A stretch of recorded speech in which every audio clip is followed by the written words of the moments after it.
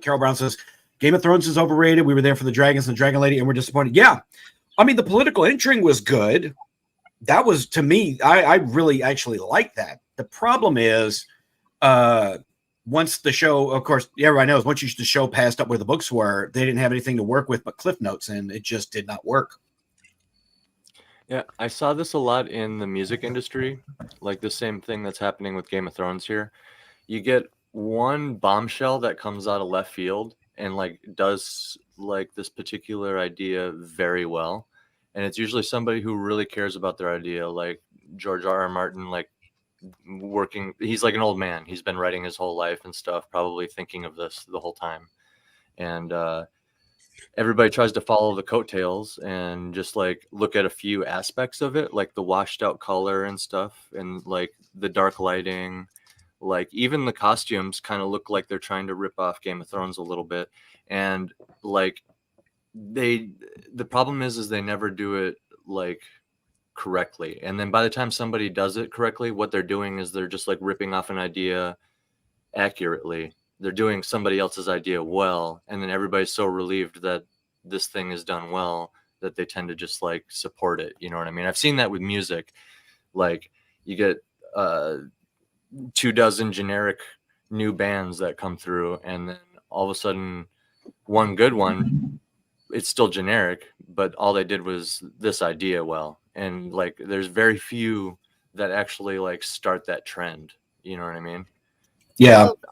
On the subject of the follower mentality and like ripping other people off and like gatekeeping and all that, one of the most indicative examples is probably like the Beatles, right? Yeah. All they did was what was popular at the time very well, and everybody decided these people are the best because they wanted the meme, basically. And you get a whole genre that popped up after that of people just trying to. Oh yeah, you know what I'm saying?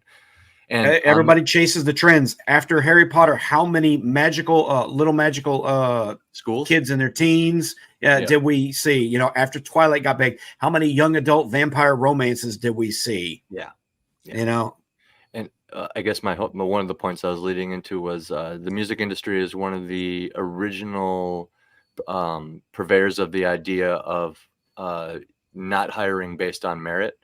You know, how many 17-year-old musicians that are just like clearly hired for their appearance do you see? You know what I mean? And that it's that idea, but now it's pervaded everything else in our society. You know what I mean? But with a more simplistic idea, almost just like exclude this one type of person basically and push this idea.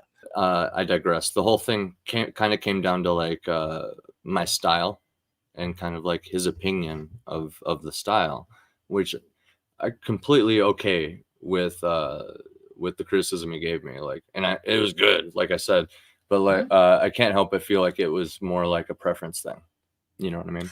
Mm-hmm. And I had to like really kind of corner him with specifically what I was looking for. Like no, narratively, like with what happened with the story was that good. You know what I mean? You learn exactly what to tune in and what to throw out. Or some days you're just like, that's what I'm getting at. Yeah. That's what I'm getting at. Especially with the criticism. And like, I don't want it to come off like I can't take criticism from my brother, for example, with that story I brought up.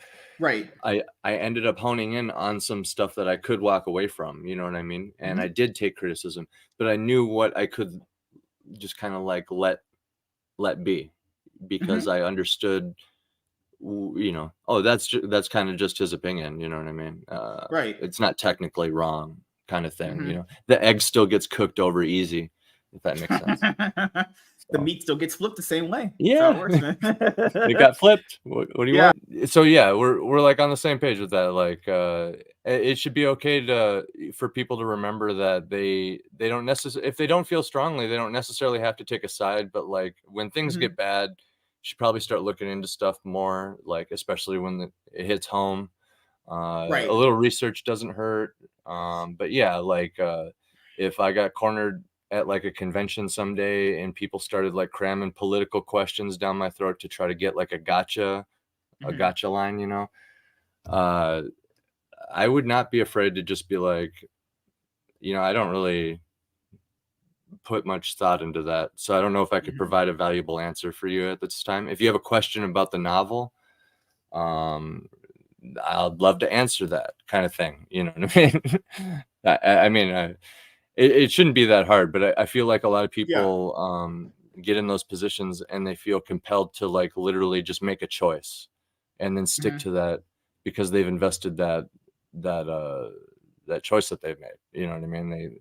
They can't admit that they're wrong or whatever it is. There's countless books that we know are amazing that nobody's read.